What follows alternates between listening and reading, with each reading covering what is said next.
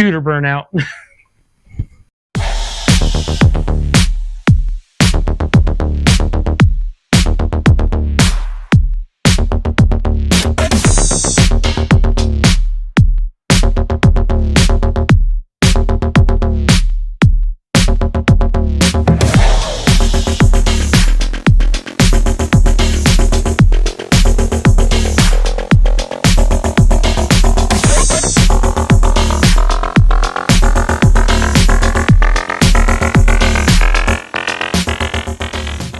Hey, boys and girls, this week we're going to procrastinate on the Nova some more and try to build the scooter. Not going to do anything too crazy. Well, we are going to do some crazy stuff.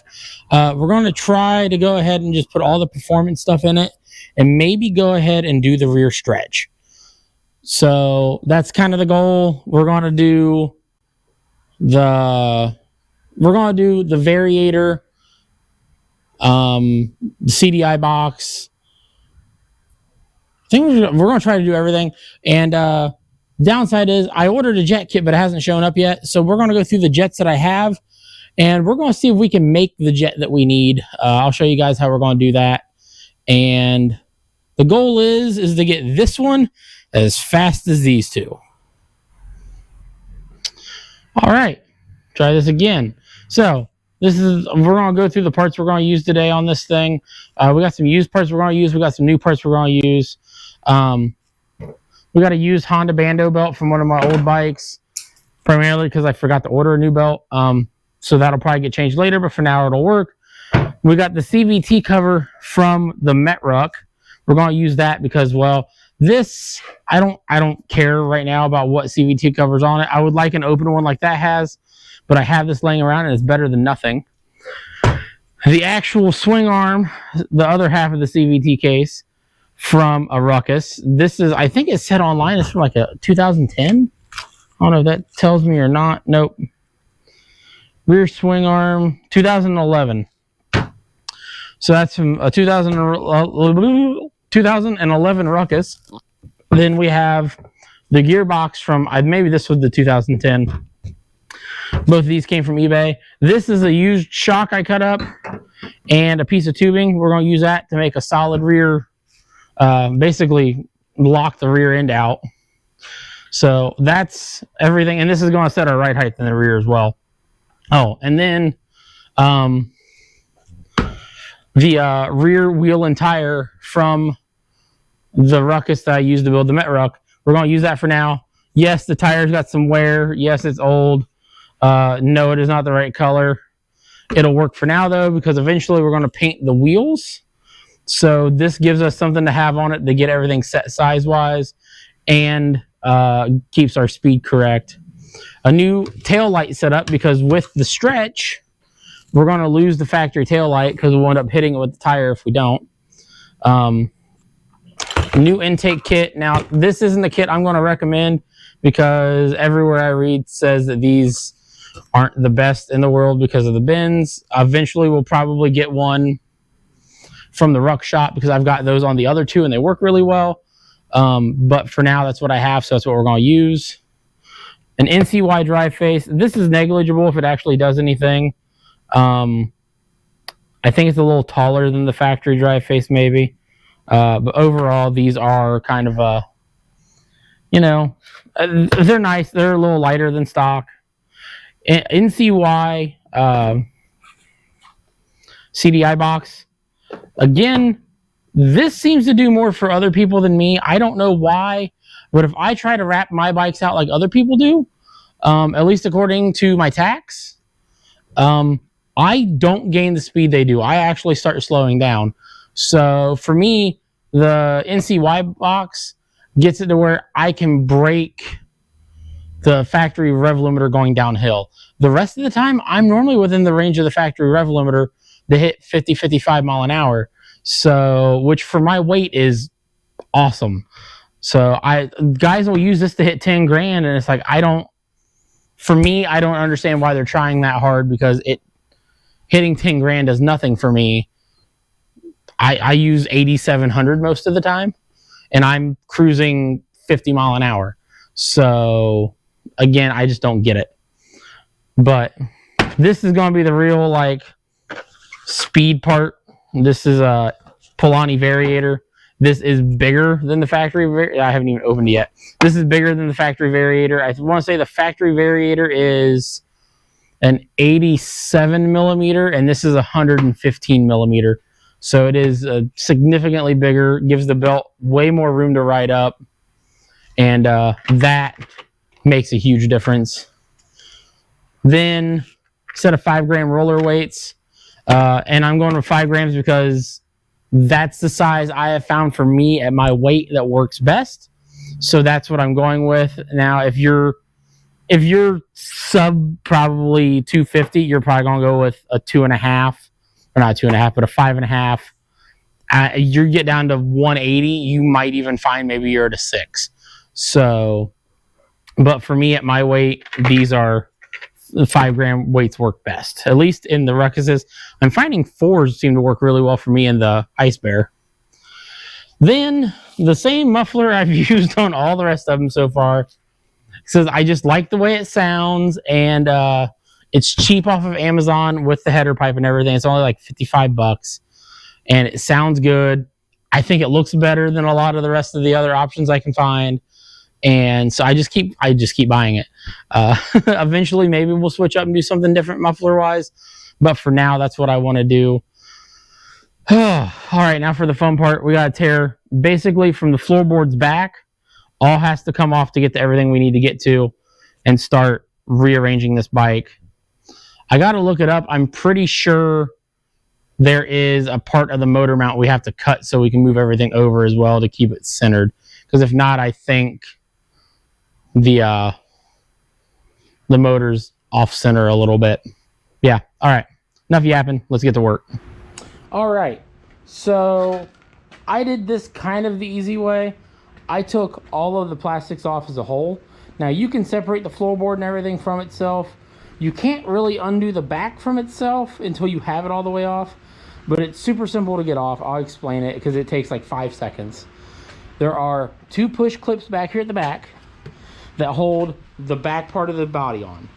Then you've got your 4 floor pan bolts, and then a bolt here, or a screw here, and a screw here. Now it's actually 2 screws because this screw holds on the little white side skirt, and then this screw holds on the floorboard.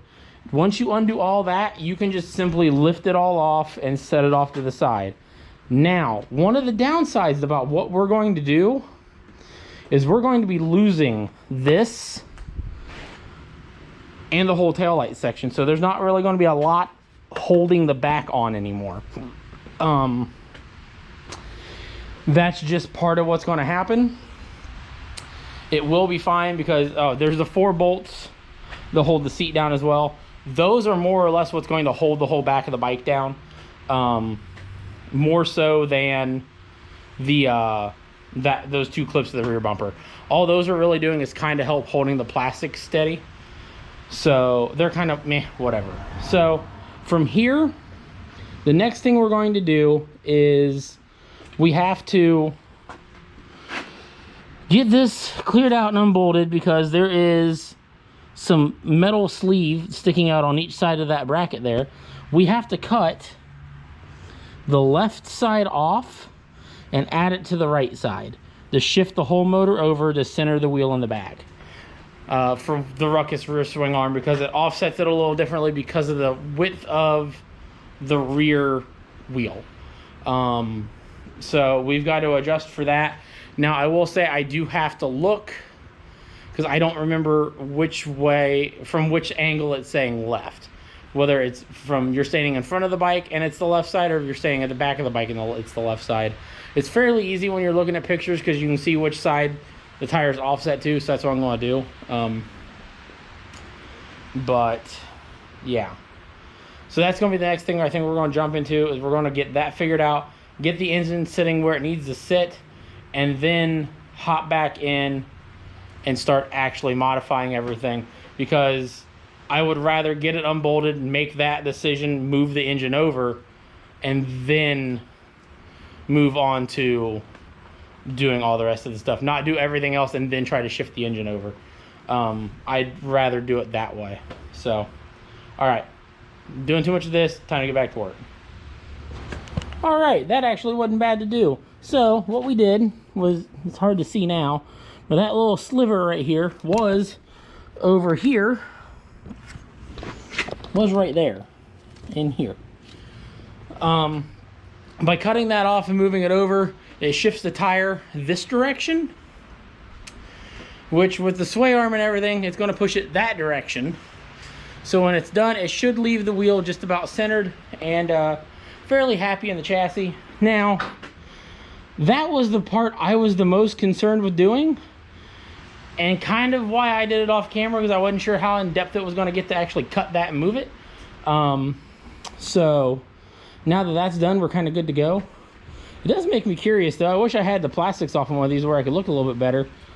I wonder if that's already that way on a Ruckus motor, where that whole thing is just kind of shifted to one side.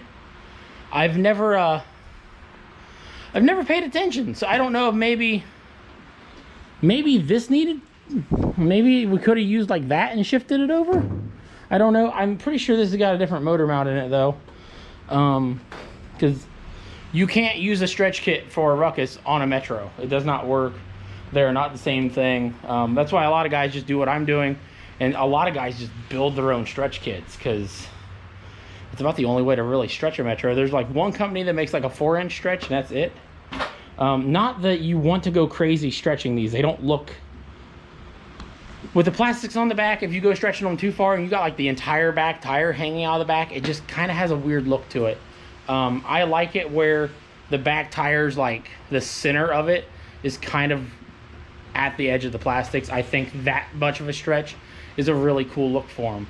So, but now that we got that done, next thing we're going to go ahead and work on is we've got to get the air cleaner off. I think we got to maybe get the exhaust off, which means we're going to rip all the emission stuff off, plug some ports up, and then we're going to start tearing into the CVT, get that completely off and gone so we can start putting that one on.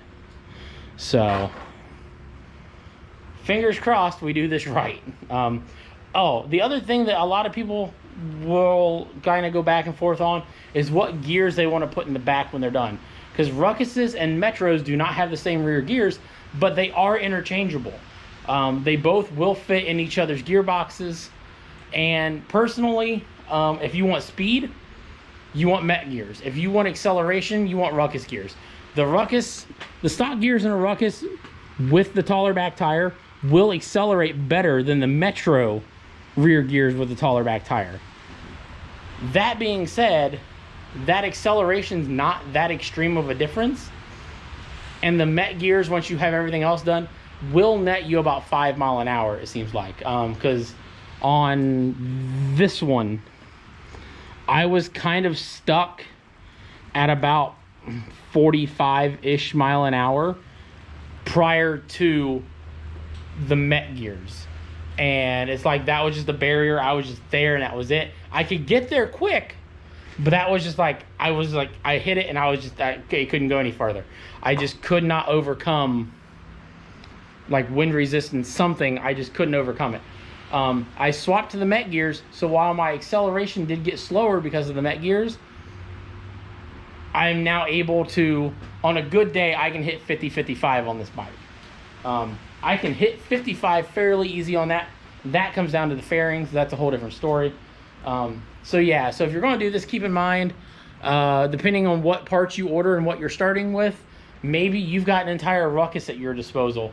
You could just simply swap the entire Ruckus motor on and do that one mod and have this whole thing done in one shot and not have to take anything apart. If you're starting with a Metro like me and you're using bits and pieces from a Ruckus, you're going to have to go through a few extra steps on some things and really make some decisions.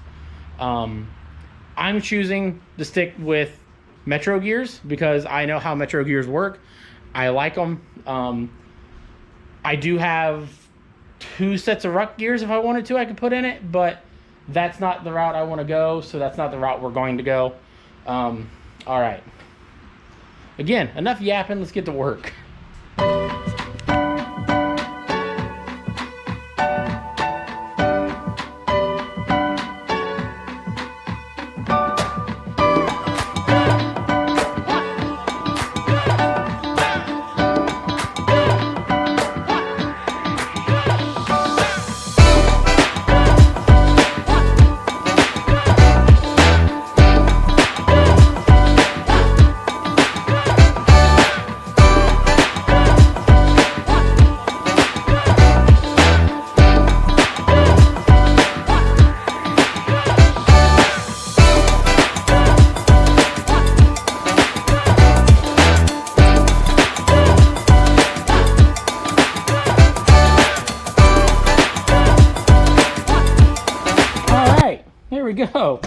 that actually went fairly well. So we got the whole swing arm assembly off.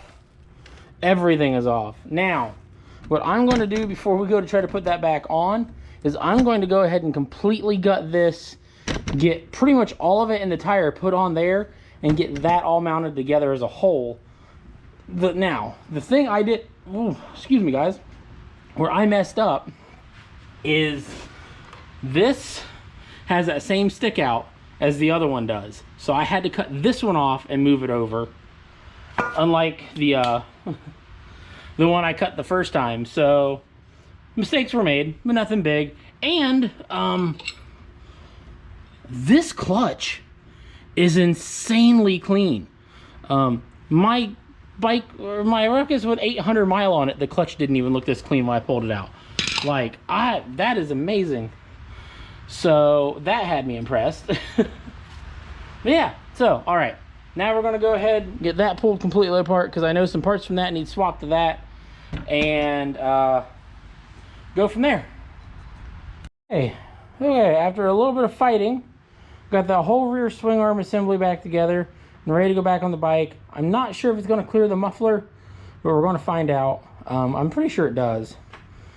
So I didn't do that on camera just because it's kind of fiddly, and while I could have done it on camera, I was in like 7 different spots, and it would have took 4 times longer moving the camera every time. So sorry, but it's realistically all you're doing is those 2 bolts, these 2 bolts, these 3 bolts.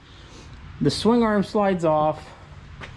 As long as you have this shaft already in your old swing arm, it's literally swapping the gears from that gearbox to the Ruckus gearbox, bolting it all back together, bolting your tire on, and then throwing it on the bike. So you're not really missing a lot. So yeah, okay. Let's start throwing some of this stuff back together. I'm going to get it thrown back together to where you guys can start seeing the performance parts going on, and then that's where we will kind of pause for a minute, come back into the actual like regular recording.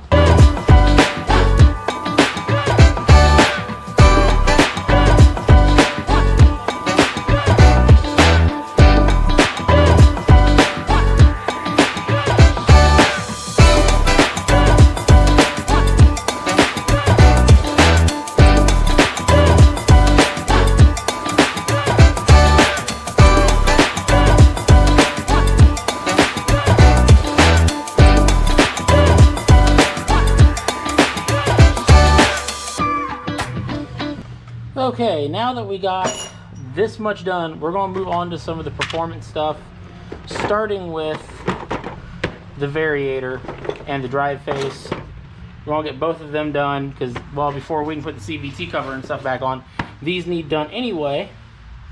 And, well, it's our first time to get some new shiny bits on camera. So there's all this old crusty stuff. Now, if you were trying to be like super, super cool and clean and professional, you would clean everything. I don't care. I just want to be able to ride it, and half of this is going to be covered by a bike anyway. So now these kits, these Polani kits do come with 5.5 and 6.5 gram rollers already with them. I'm not using any of those because I know for me and this setup that I need 5. So instead of me messing around putting anything else in and act like we're going to sit here and tune it and tweak it, I'm just going to jump to what I know works for me, and that is 5 gram rollers. So let's get our rollers loaded in here. So we need the back face, the ramp, whatever you want to call it. Probably should have put my mic back on. I got it unplugged, so you guys should still have sound. But yeah, nope, I got one of these up. Yep, there we go. So there we go. That puts the whole variator together. Now, something you can do, and a lot of guys talk about doing on these Polani variators, because it's not needed, is you can take this seal out and it lets things move a bit more freely. We're going to go ahead and do that. And all you got to do, kind of get a screwdriver under the edge of it and pop it out. It does take a couple tries normally. You got to kind of work it up. There we go. Yep. Getting that out allows everything to move more freely. You know, whole slide face moves. Because if not, while that seal is nice, don't get me wrong, that seal does stop some movement. So, there we go. Got that on. Now the next fun part is, these are always a bit of a pain to get the belt on. So, because the belt is just perfectly sized, we'll say, and kind of makes it a fight. So, matter of fact, I may shut the camera off and just do it that way. We're going to give it one shot on camera and then go to off camera, just because I don't need the kind of hate this is going to put on me in my life. So we'll go ahead and get this opened up as far as we can. Get the belt down in there as far as we can. By doing that, just having it hooked over the edge, we can get it all slid together. There we go. That actually went super smooth.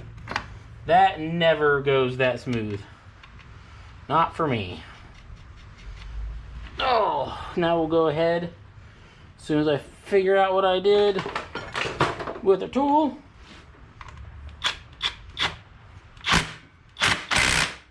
get that locked back on.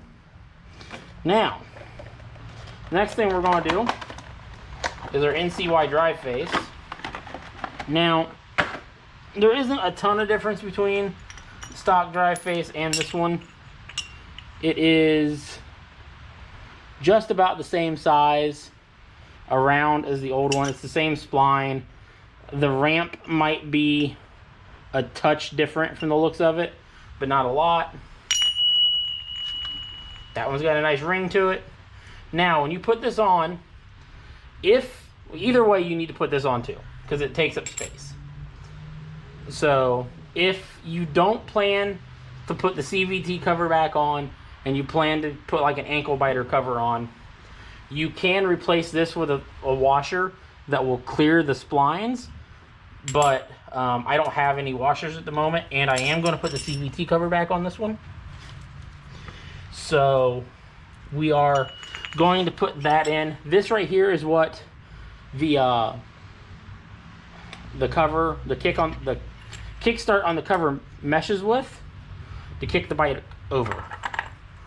So now the fun part is, you can't normally get enough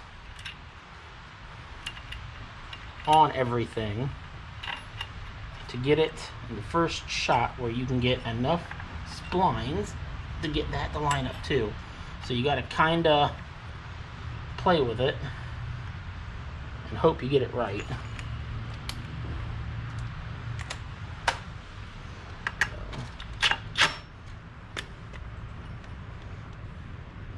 But I did not hit that real hard, so I don't want to mess up the splines on there. There we go.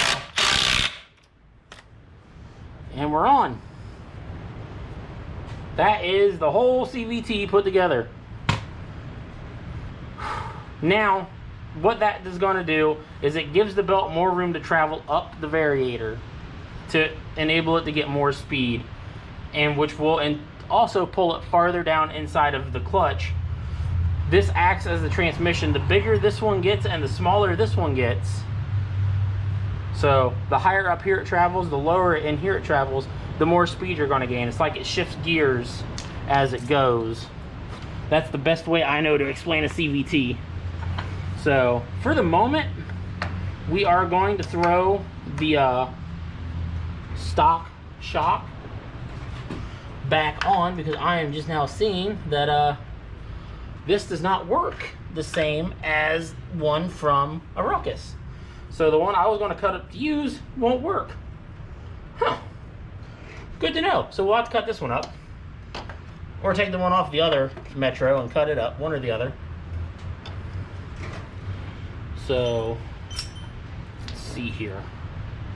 Where's the bolts that went with this? Well, that was definitely not the right bolt. Which means that's going to be a pain to get back out. Nope, there's one of them, I think.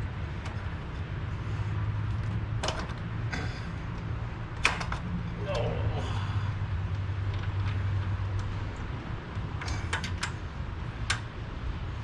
Nope, that's the wrong one too. Oh, hey, here they are. Dang it. Well, now that I've shoved all the wrong stuff in the wrong holes, go figure. Hang on, guys. Okay, I'm not gonna lie, I took a second off camera just to look at some things and remind myself, or to figure out for myself, I don't have to hard mount this in the rear like I thought I did. As long as I don't want to go lower than what the stock shock collapses, which I kind of can't, because the moment I start going lower than that, it interferes right here, and I don't know if I can take any of that off. I haven't got under there to look. So at that point, that's kind of all the lower I really want to go, is where that shock bottoms out, and that's because I'm heavy. That's kind of where it rides while I'm riding it. So we're not going to do any more, and just the tail light being taken out solves any clearance issues we have. I've cut this up as far as I need to. I am pretty much, there's a piece of metal right here, and I'm right at the edge of that metal. So we're not going to bother going up any higher than that. Now, if I would want to drop that to a 120 90-10, we would have more clearance, and we could go lower, but I really don't feel the need to do that because the bike's not going to be super low as is anyway.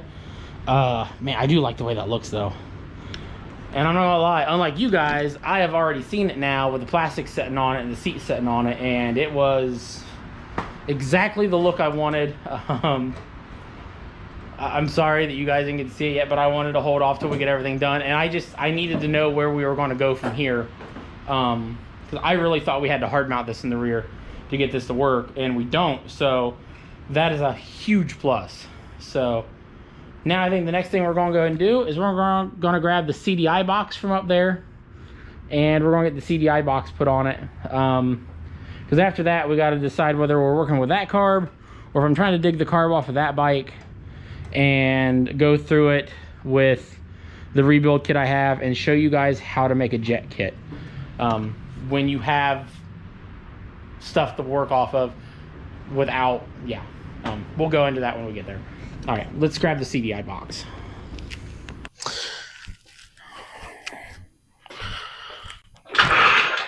Okay, so these CDI boxes are not exactly hard to hook up. You're not actually physically hooking the CDI box up. What you're doing, you're hooking up the secondary wiring harness. Then it just plugs in right here into it. And this harness actually has a harness that plugs into it as well. Right there. This right here is your power and your ground for it. This is simple. You can ground this out anywhere you want. I'm going to ground it directly to the battery. This, you tap into a, I think it goes in this way. Yeah, you tap this into a green and red wire up here. That is so it turns on and off with the key. This end taps into the coil. There is a black and yellow tracer wire on here. This plugs into the wire. This bypasses it and plugs into the coil. So, and then CDI box just plugs into it there. It's not hard to hook up. So the green and the red with the green tracer wire that you're looking for is right up here. I'm not a huge fan of these, but it'll do the job. I've used it on my other ones. Anything outside of these bikes, I don't use them. These bikes, for some reason, I've had okay luck with them, so I've continue to use them. So we're going to go ahead and unhook the battery to give ourselves a little bit more luck with this here, to get this to where we can actually hook that wire up. So, because I think the wires were all bunched up too. That doesn't help anything. So, right here, very back of the relay, all we're going to do, slip the wire into it, into the first section, slip this wire into the second section, bring it over, then clamp it down.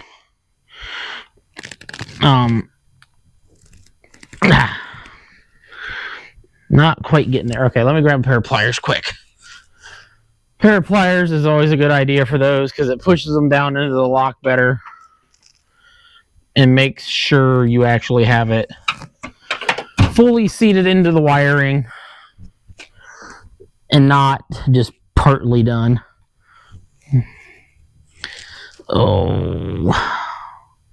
Like I said, I'm not a huge fan of these things, but for this particular job, it's done it for me just fine. I want to say this makes 3 or 4 times now. So, much as I ain't a fan, it does work.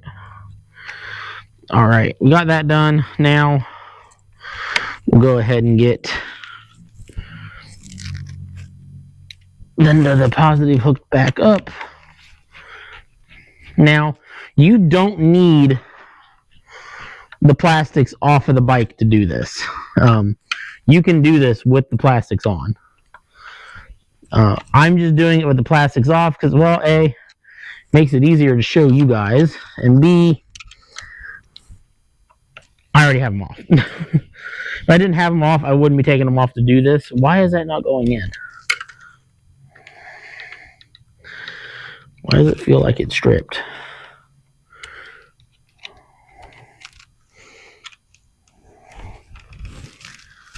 Oh, did I strip the thing? No. Why is it being weird then? Maybe I did. Ruh-roh. There it goes. I think. No, it's not going.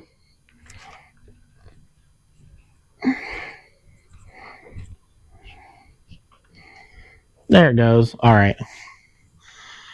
So like I said, this wire, super simple. You got to undo the ground. At some point, you guys are going to probably get to see me do this again, because normally when I hook these CDI boxes in, I also take the time to run wiring for a phone charger as well. I'm not doing that this time because I don't have one to put on, and I really don't feel like going to the store to get one. Even though thinking of it, I need to go to get gear oil for the transfer case of this thing anyway, or the gearbox of this anyway. Okay, then this blue wire right here is just single wire. There is a blue wire right here with a yellow tracer. This just plugs into that wire. Now that that's done, the only thing left is down here at the coil is the black with yellow tracer gets unplugged. Then the yellow side with the male spade gets plugged into it. And then the orange side with no spade with the female spade gets plugged into the coil as soon as I can manage to get it to go. There we go. That's all that has to happen there. Then, to finish it off, voila, done. So, that is that, fully complete. Now, we're not going to worry about where we're leaving this for the moment, because once we get the body back on, I'll get it positioned somewhere out of the way, because a lot of this will hide underneath of the plastics of the body. So, I will probably end up zip tying most of it right here to the existing wiring harness, just to kind of tuck it up out of the way. But we'll worry about that in a couple. We're not going to worry about that right now. Wow, I did not do a good job putting the car back on last time. It's about to fall off of the bike. So that's not good. That could be part of the reason why we were running the way we are. That'll be the next thing we're going to do, I think, is we're going to get the carb pulled off, and we will get it up on the bench. See if we can do it with the tools we got right here. Something tells me, I know me, I bet I didn't put that back on super tight.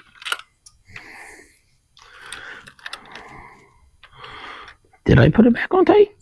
No. I didn't think so. That wouldn't have sounded like a me thing. Get the carb pulled off. Again, this is something, as you guys, well, you guys would have seen it the last video if all of my stuff hadn't got corrupted and I lost all the audio. You would have seen me take this off and go through it a little bit then to get the bike to run. But like I said, that all got corrupted. So come on, come out. There we go. Disconnect our fuel line. It's kind of, we have a bolt or something laying around here. Screwdriver. There we go. That'll plug the fuel line. That'll be fine. Unplug there. Unplug here. There we go. Carb's off. Now we're going to open this up. We're going to change up the jets, and I'm going to show you how we're going to do that. We're going to pour gas all over everything, apparently. And there we go. Fuel bowl is empty. We're going to go ahead and check the what? I'm going to check everything inside the carb. I'm going to throw you guys up on the workbench with me, and we'll go through it there.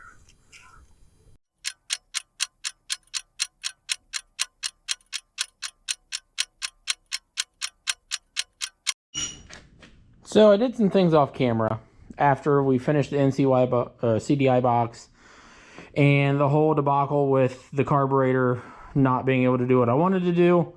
So I just kind of wrapped some things up because I wanted to see how it was going to run. And well, this is where we're at. Starts up, it idles. Back tire is spinning entirely too fast. For some reason, I think that belt's too tight. It could also be the fact there's zero drag from the brake. Rev up. If we try to rev up, it cuts out after a while. And if I hold it, it will... no, there it goes. Yeah. So essentially, I don't have enough... yeah. I don't have enough jet. I think me changing that idle jet actually fixed it to where it wants to run properly. So I fixed the problem and made the scooter run worse. All right, boys and girls, here is basically how it's going to look. So once I sit down on it, that back tire fills up almost this entire spot right here. So I've got to actually trim this off to clean it up to where it won't rub, and then it should be good to go. So, which I'm fine with that. I don't mind cutting up a set of plastics when I have another set up there. So I'm going to modify that rear section a little bit, but then if I want to put it back to stock, I got another perfectly good rear section up there that's the same color white. So that's whatever. So yeah, I am digging the look, that fat rear tire with the skinny front, and the fact that when I set down, it lowers it. Very happy with the look. That's exactly what I wanted out of it. I'm very happy with that. So I can definitely live with the outcome I've got so far. We may still end up hardtailing it, so it's just that low all the time. Although I do like having the suspension cushion this thing has, because it's got some nice suspension cushion. So it's going to be really hard to talk myself out of keeping that. Now, like I said, from here, next video, we're going to figure out the brake light, which I think is going to live something like right here. Once I figure out how I want to modify a couple things here. So we're going to have to, sorry, you guys can't see it from where I'm even aiming. It's going to live right about there like that. We're going to take this off, get the wiring to be able to go through the plastics. So like I said, I got to modify all the, I'm pointing you guys everywhere but where you need to be. I got to modify it all a little bit anyway. So I think by the time it's all said and done, it'll be fine. But that will be next video. We might not even be able to put the tail light there. That's something else I gotta look at. It might just be with the plate mount. I might have to cut the plate mount off and move the plate mount somewhere else too. That's always a thing. So maybe mount it like these ones are mounted, where it's down there on the side. I'll cross that bridge when I need to, though. Right now, I'm not too worried about that part. So, yeah. Believe it or not, even though I'm cutting this video off before it's done, and I originally wanted this to be just a video, I'm happy I got this far without running into any real complications other than parts just not getting here as quick as I hoped. So I thought it showed that the jet kit was going to show up today, and it never did. So I got to look at it. I think it said, I think it changed, and now it's like tomorrow or the day after. So there is that. And the brake cable I was not ready for. Everything I thought I read the guys were using the stock brake cable. I was wrong. They're not. So that kind of threw me for a loop, and that's why I'm going to go ahead and stop it here, because I need to order some parts, and now I need to stop and figure out what I need to order. So I don't want to push to continue this and just drag it out forever. So yeah. All right. It's going to be a cool bike, though. It's going to be a really cool bike. Not as cool as that one. That one's like ultimate awesome for me, but still really cool. So yeah. All right. So remember, guys, like, share, subscribe, all that fun stuff. Thank you guys for watching, as always. And I will see you next time. So until then, have fun. Go build some shit. Bye.